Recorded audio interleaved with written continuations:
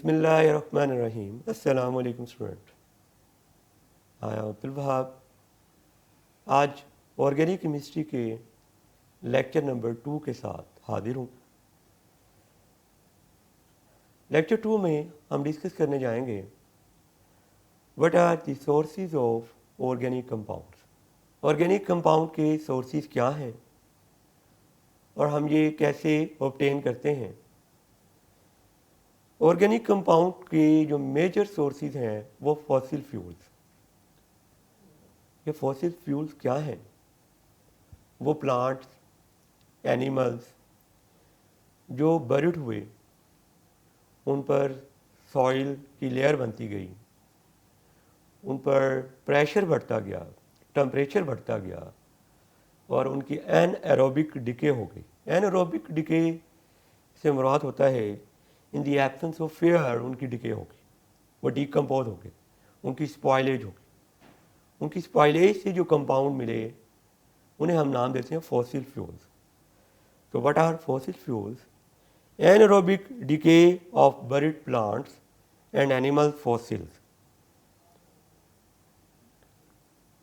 Buried plants और animals के जो फॉसिल्स हैं उनकी जब एनारोबिक डिके होती है, उनकी डिके के नतीजे में जो हमें फ्यूल मिलते हैं उन्हें हम नाम देते हैं फॉसिल फ्यूल्स। फॉसिल फ्यूल्स की 3 मेजर टाइप्स हैं हमारे पास। Number 1 coal, number 2 natural gas, number 3 petroleum. ये 3 फॉसिल फ्यूल्स जो हैं ये ऑर्गेनिक कंपाउंड्स के मेजर सोर्सेज हैं। नंबर 1 हम स्टार्ट करने जा रहे हैं कोल। व्हाट इज कोल?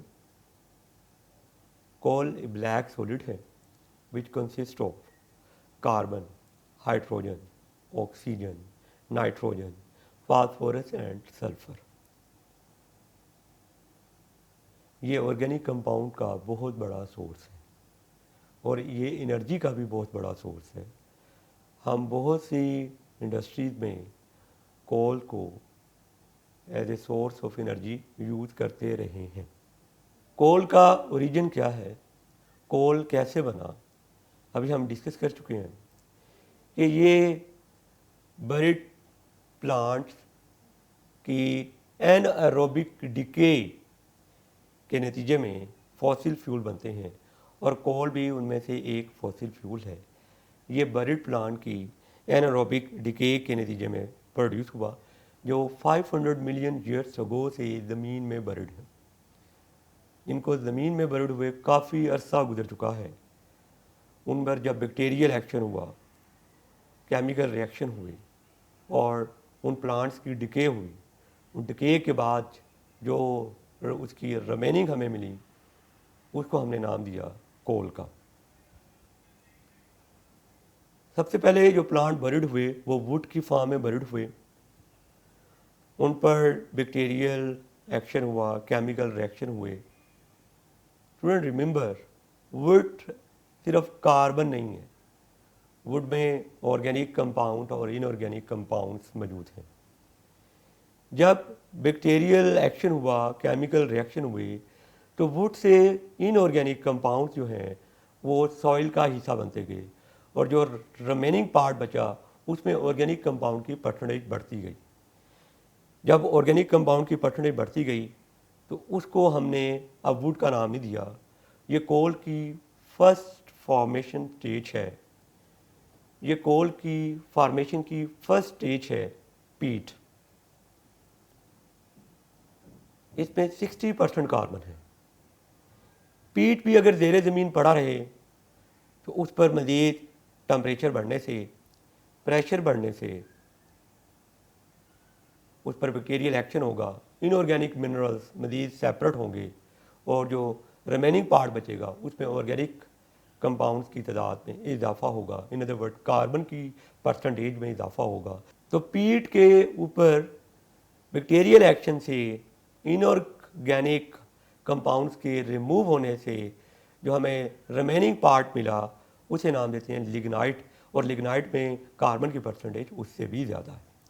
और अगर लिग्नाइट पर मज़ीद प्रेशर बढ़ जाए तो इसमें से भी इनऑर्गेनिक मिनरल सेपरेट होंगे और रिमेनिंग पार्ट में ऑर्गेनिक कंपाउंड्स की इन अदर वर्ड कार्बन की परसेंटेज बढ़ जाएगी, उसे हम नाम देते हैं बिटुमिनस कोल। इसी तरह बिटुमिनस कोल पर प्रेशर बढ़ेगा, बैक्टीरियल एक्शन होगा, उससे भी इनऑर्गेनिक मिनरल सेपरेट होंगे, ऑर्गेनिक कंपाउंड की तादाद में इजाफा होगा, कार्बन की तादाद में इजाफा होगा, उसे हम नाम देंगे एंथ्रासाइड। ये आपके सामने एक आइडिया शेयर किया गया है। ये ब्लैक होल आपको नज़र आ रहा है, इसको कंसीडर कर लें कि ये बरीड प्लांट है। इस पर ये सॉइल की लेयर आई, प्रेशर बढ़ा, टेम्परेचर बढ़ा, बैक्टीरियल एक्शन हुआ, तो इस वुड में जो इनऑर्गेनिक कंपाउंड थे वो सेपरेट हुए और इसमें ऑर्गेनिक कंपाउंड की परसेंटेज बढ़ गई। इसको हमने नाम दिया पीट का। पीट अगर ज़ेरे ज़मीन पड़ रही और इसके ऊपर मज़ीद सॉइल की लेयर आ गई, सॉइल की लेयर मज़ीद थिक हो गई, पीट पर प्रेशर मज़ीद बढ़ गया, टेम्परेचर बढ़ गया, बैक्टीरियल एक्शन हुआ, तो पीट पर इनऑर्गेनिक कंपाउंड्स मज़ीद रिमूव हुए, ऑर्गेनिक कंपाउंड की परसेंटेज बढ़ गई। इसको हमने नाम दिया लिग्नाइट का।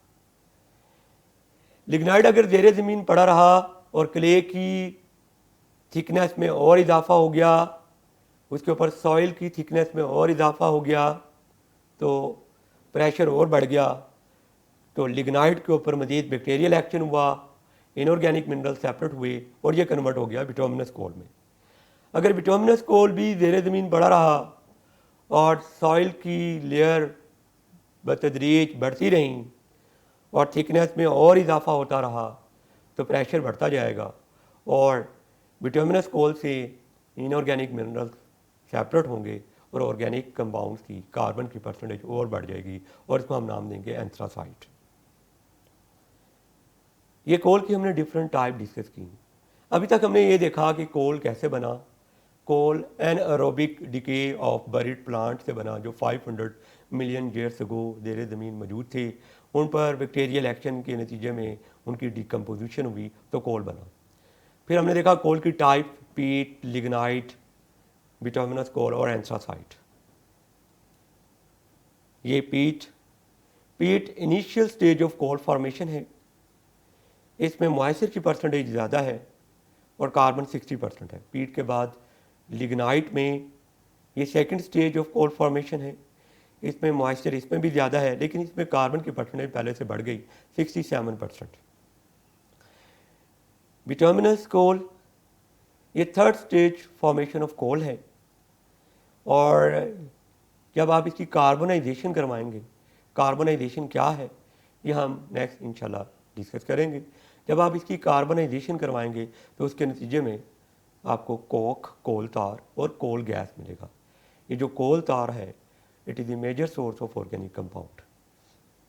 और बिटुमिनस कोल में कार्बन की परसेंटेज 83% है।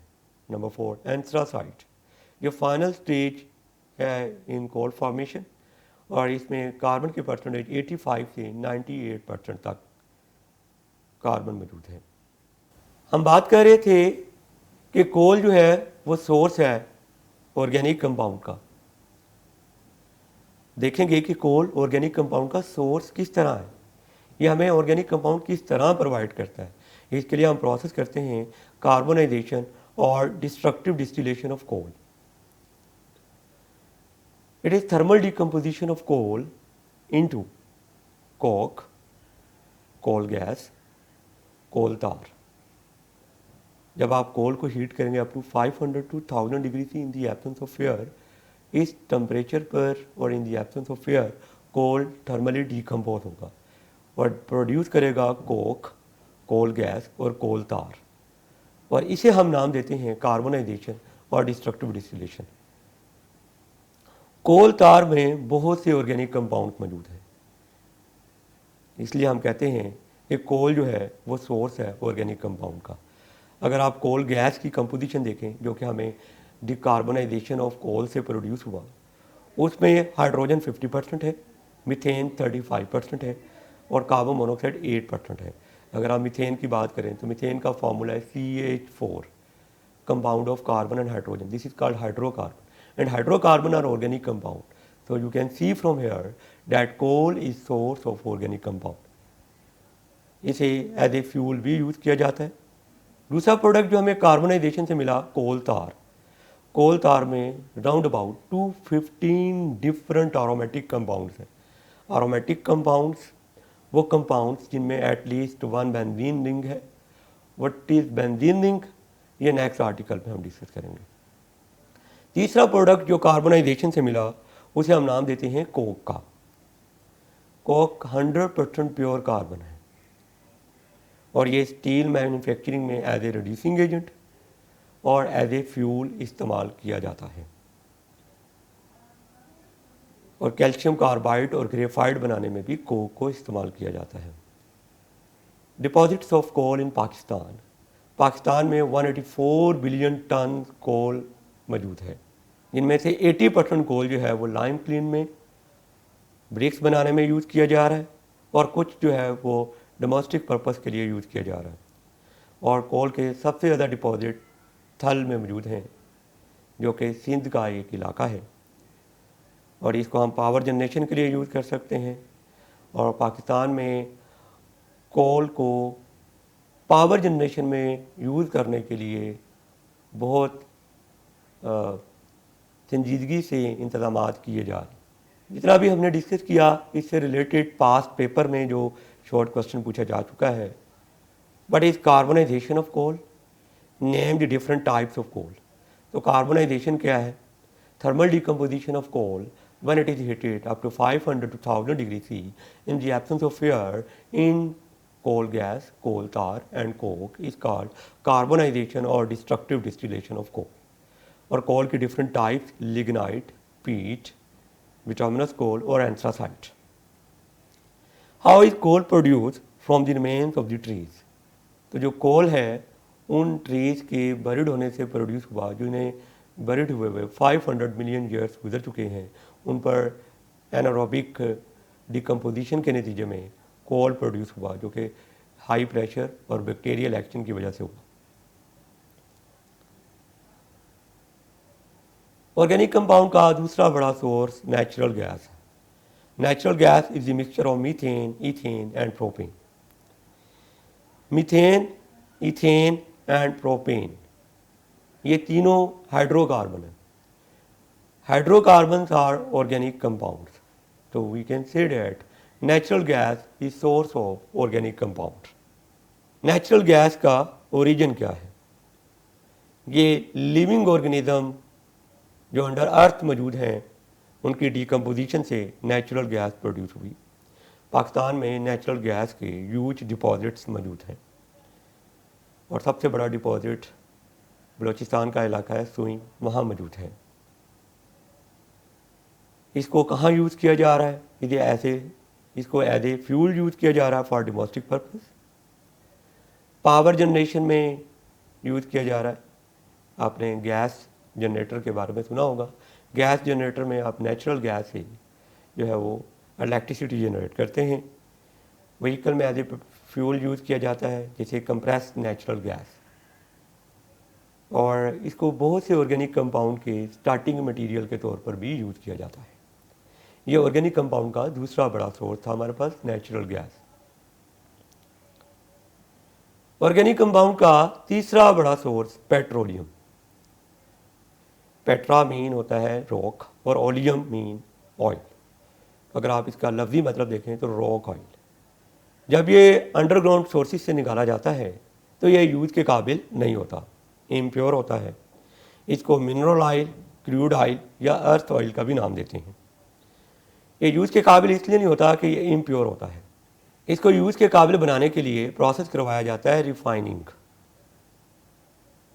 पेट्रोल की मैन्युफैक्चरिंग के बारे में दो तरह की थ्योरीज हैं। Number 1 organic theory, number 2 inorganic theory. Organic theory introduce करवाई थी एंगलर ने और इस थ्योरी के अकॉर्डिंग जो पेट्रोलियम है वो ऑर्गेनिक मैटर की केमिकल और बायोकेमिकल डिकम्पोजिशन के नतीजे में प्रोड्यूस हुआ। और जब इसको हम रॉक में से एक्सट्रैक्ट करते हैं तो ये ब्लैकिश कलर का लिक्विड है और ये यूज़ के काबिल नहीं होता। इसको हम नाम देते हैं क्रूड ऑयल। पेट्रोलियम मैन्युफैक्चरिंग के बारे में दूसरी theory inorganic theory. Inorganic theory introduce करवाई रशियन साइंटिस्ट मेंडलीव ने। According to Mendeleev, petroleum produce हुआ ज़ेरे ज़मीन मौजूद स्टीम और मेटेलिक कार्बाइड्स के रिएक्शन के नतीजे में डिफरेंट हाइड्रोकार्बन बने। उन हाइड्रोकार्बन के मिक्सचर को नाम दिया गया पेट्रोलियम का। Composition and colour of petroleum, petroleum का composition of colour place to place vary करता है और ये कलर जो है ये ग्रीनिश भी हो सकता है, पेल येलो भी हो सकता है, रेड, ब्राउन, ब्लैक, ये डिफरेंट कलर में अवेलेबल है। और डिफरेंट कलर की बेसिक रीज़न सल्फ़र की डिफरेंट अमाउंट है। करेक्टरिस्टिक्स फीचर्स ऑफ पेट्रोलियम, ये थिक विस्कस लिक्विड है, ये मिक्सचर है गैस, लिक्विड और सॉलिड का। ये फॉसिल फ्यूल में से एक फॉसिल फ्यूल है। इसमें साइक्लोहेक्सेन, बेंजीन और स्ट्रेट चेन एल्केन मौजूद होते हैं।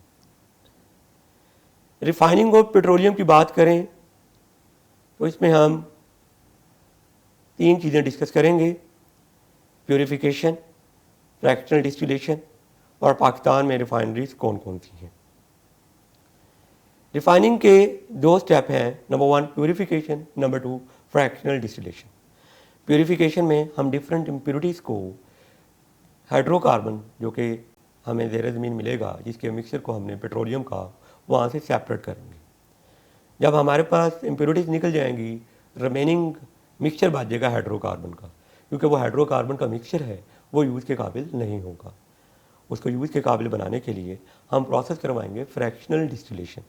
What is fractional distillation? It is separation of components of mixture according to their boiling point. Boiling point की बेस पर आप कंपोनेंट्स को एक दूसरे से सेपरेट करेंगे।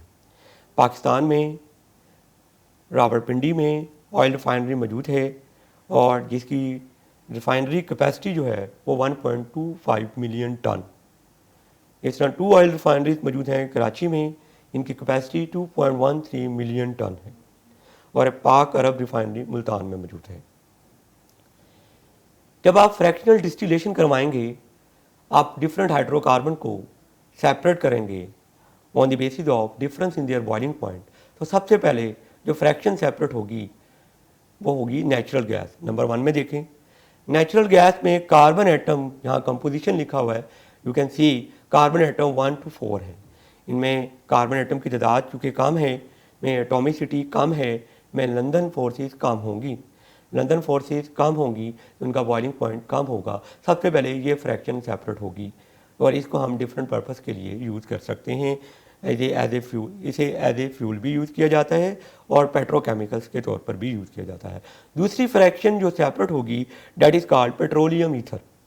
पेट्रोलियम ईथर में कार्बन एटम की रेंज देखें तो 5 to 6 है, तो अगर आप बॉइलिंग पॉइंट रेंज देखें तो 20 to 60 है, क्योंकि कार्बन एटम बढ़ गई, एटॉमिसिटी बढ़ गई। मालिक्यूल में जब एटॉमिसिटी बढ़ जाएगी, ये नॉन पोलर मालिक्यूल हैं, इनमें लंदन फोर्सेस हैं जो एटॉमिसिटी पे डिपेंड कर रही हैं। जब एटॉमिसिटी बढ़ेगी, पोलर साइड बढ़ेंगी, लंदन फोर्सेस बढ़ेंगी, तो बॉइलिंग पॉइंट बढ़ गया और बॉइलिंग पॉइंट बढ़कर 20 और 60 के इन बिटवीन हो गया। इस फ्रैक्शन को हम एज ए सॉल्वेंट यूज़ करते हैं। नंबर 3 में देखें, लिग्राइन और नेफ्था, ये पेट्रोलियम की तीसरी फ्रैक्शन है। इसका boiling point range 60 to 100 degree C है। बढ़ गया, क्यों बढ़ गया? आप देख सकते हैं कि इसमें कार्बन एटम की तादाद बढ़ गई। इसको हम एज ए सॉल्वेंट और डिफरेंट कंपाउंड्स की प्रिपरेशन में as a raw material use करते हैं। Number 4 gasoline. गैसोलीन का बॉइलिंग पॉइंट रेंज देखें तो 40 to 220 डिग्री सी है। इसमें कार्बन एटम 4 to 13 और मोस्टली जो गैसोलीन मार्केट में अवेलेबल है उसमें कार्बन एटम 6 to 8 है। Gasoline also known as petrol और ये मोटर फ्यूल के तौर पर यूज़ किया जाता है। नंबर 5 में आप देखें तो kerosene oil, boiling point range 175 to 325 degree C. Carbon atom range 8 to 14। जिस तरह कार्बन एटम बढ़ते जाएंगे बॉइलिंग पॉइंट रेंज बढ़ती जाएगी। इसे हीटिंग फ्यूल के तौर पर यूज़ किया जाता है। नंबर 6 फ्रैक्शन है गैस ऑयल। इसका boiling point range greater than 275 degree C है। इसमें कार्बन एटम 12 to 18 है और इसको हम डीजल के तौर पर यूज़ करते हैं और एज ए हीटिंग फ्यूल भी यूज़ किया जाता है।